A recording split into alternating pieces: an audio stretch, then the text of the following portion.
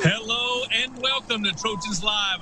It's Jordan Moore, Sean Cody, and a returning champion, Penelope Hocking, back on Trojans Live. She's having another outstanding season for USC women's soccer, 9 goals in 12 games. She is a sniper. How has the season gone in your estimation, Penelope? It's kind of cool. You guys are getting to play in the Coliseum. Obviously, like everybody else, too bad no fans, but it sounds like at least friends and family the rest of the way will be cool, I'm sure. But how would you rate the season so far? I think we had a little bit of a rough start. We have a really young team this year, but I think we have a lot of talent, a lot more talent than we have had in the past few years.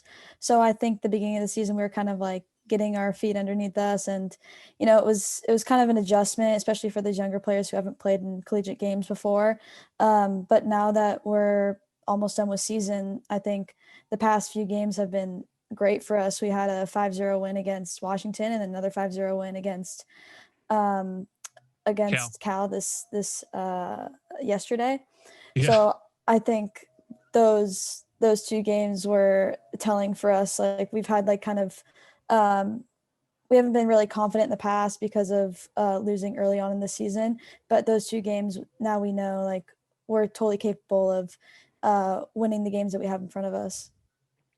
Penelope, big game coming up here against the Bruins. Obviously, it's at the Coliseum there, and you got to be excited about that one. You guys tied in the first game. What will it take to beat the Bruins coming up in the next game? I think the last time we played them, we had a lot of fire, and we came off three losses actually, and we were just like, all right, screw it. We have nothing to lose. This is the biggest game of the season, and we stayed with them the entire game. Honestly, I think we should have won, but just going into this next game, I think we have to bring the same energy that we brought in the last UCLA game, and then this weekend too. We brought so much energy, and I think if we bring that into the UCLA game, I think they'll have a tough time. Yeah, you're listening to Penelope Hocking of USC women's soccer, and they're about to take on the Bruins. And it's such a small margin sport. And I wonder how frustrating that is at times because, I'm watching the Stanford game and, you hit the bar in overtime. And so we're talking about, the season's been a little bit disappointing by the standards of this program. Well, if that goes in, it's a walk-off goal and you beat Stanford.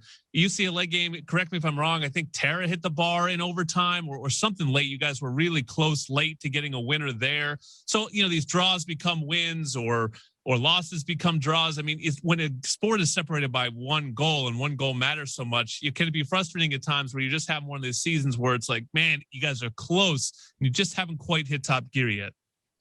Yeah, honestly, I think we've had a few close games. I think BYU, we ended up being victorious in that one, but in the Colorado game, we came up short 1, and it was just a goal in overtime. That was the difference, even though we were up 2 goals in the first half. So I think that just goes down to discipline, honestly, like just making the right tackles, like going in, and honestly, it means staying fit too. Like, we're prepared to play 90 minutes. We're not, some teams aren't prepared to play 110 minutes.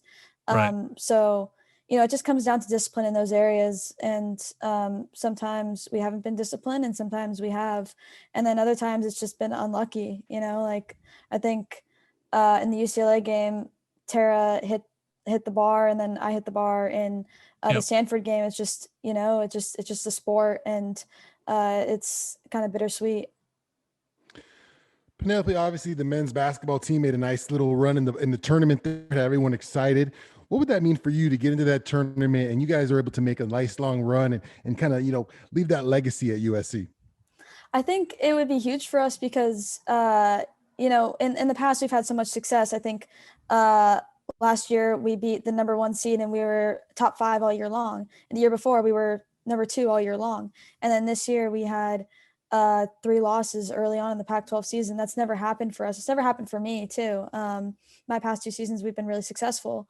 So having to be a leader on a team like this that, we haven't been winning as many games as we were expected to, it's a lot of pressure. And I think it would mean a lot for us to go into the tournament and make a really long run, because right now we're not expected to go far because of the few games that we lost early in the season. But I think we know that we are capable of winning a national championship, and we deserve to be in the tournament, and we deserve to make a long run, I believe.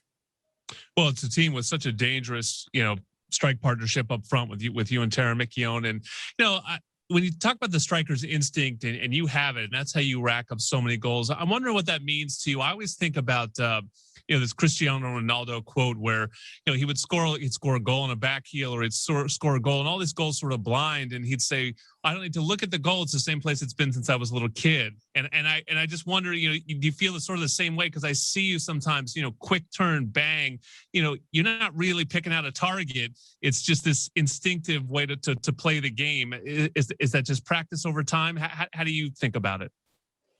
Honestly, yeah, it's honestly just practice over time, and we work so much on different ways to finish and different scenarios that we're getting put in practice too. And I've played for so long, and I've played Division One soccer for 3 years now. So I think just experience and staying disciplined and working really hard in practice, and I think all that goes into play. And honestly, it's just playing for so long and just knowing like what scenarios they're going to be put in and where to put the ball. If you have a tall keeper, if you have a short keeper, you're going to have to do with that information. Like this weekend in the Cal game, the keeper, she was pretty tall, and she's probably the best keeper in the Pac-12. And we knew that going low, we would find more success, and we would have more success when we were closer to the goal rather than far out. And Croy scored, I think, all of her goals close to goal, and I scored almost within the 6-yard box, and same with Lily. So I think it's just like picking and choosing the right moments as well. Well, good luck to you, Penelope. I hope you guys get a win against the Bruins first and foremost, and then get in that tournament and make a nice long run. Thank you guys for having me. Absolutely. That's Penelope Hocking, as I said, one of the best athletes at USC right now. 9 goals in a dozen games so far this season, 3 assists as well. She'll look to add to her tally against UCLA.